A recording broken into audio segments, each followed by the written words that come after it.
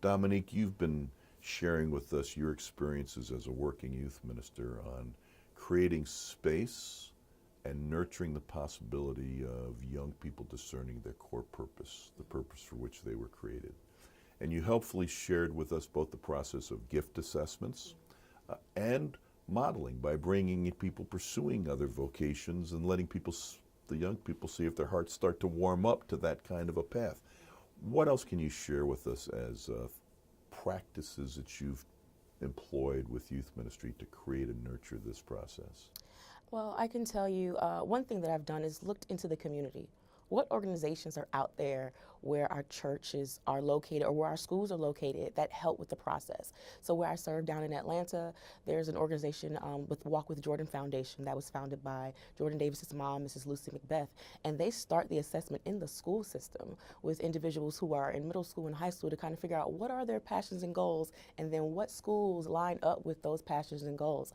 Another thing that I would encourage individuals to do is the 5-to-1 ratio that I found in Sticky Faith and something that Dr. Evelyn Parker talks about in Trouble Don't Last Always is how if we connect young people with at least 5 other adults in the congregation, it creates relationships and it increases the probability that these young people will return to the church after they go away to school because of the accountability and relationships they develop with other individuals.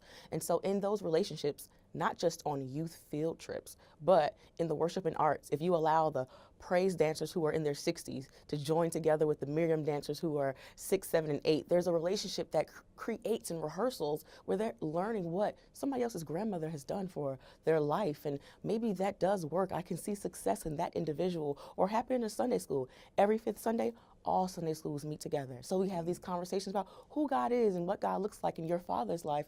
I think I can see that God in my life as well. And so creating those relationships, that 5-to-1 ratio, help move beyond the school and the edifice of the church to say, hey, I can do this in real life. I see someone else doing this. It's happening in my church.